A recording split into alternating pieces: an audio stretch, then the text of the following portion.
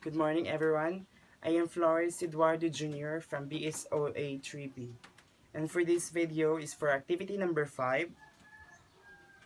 Cite at least 2 or 3 government projects implemented by the Duterte's government in your own barangay, municipality, or province. The first one is the Tokhang, or the War on Drugs. Criminalization of drugs users, extensive levels of imprisonment, and punitive sentencing practices, including mandatory sentencing, the death penalty, and enforced drug detention centuries, are some of the unintended negative consequences of the 50 years war on drugs. A policy with a direct impact of the vulnerable, poor, and socially included groups, including ethics, minorities, and women. And the negative effects, the first um, negative effects of war on drugs is the psychological distress. Children who have witnessed violence against their loved ones are among the seriously harmed by the drug war. Human Rights Watch documented several cases in which children saw the killing of their family member or were the house where the killing occurred. The effects on them have been profound. And the second effects of war on drugs is deepening poverty.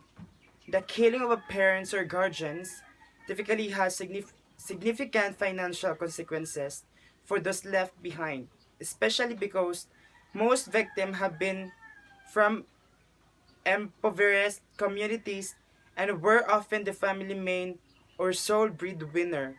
Economics impact of this loss include inability to pay for food, school supplies, and public transport to school. And the second project of the 30s administration is the Build project.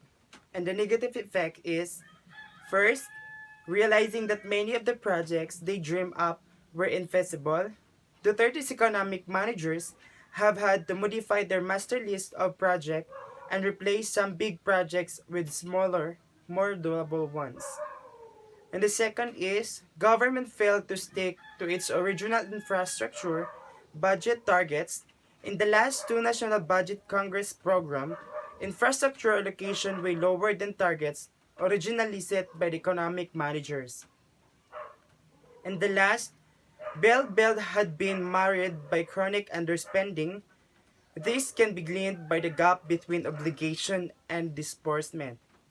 Obligation refer to liabilities incurred by the government when an agency enters to a contract for the delivery of projects. Disbursements refer to the cold cash withdrawal from the Bureau of the Treasury to pay for such obligation. That's all. Thank you and God bless.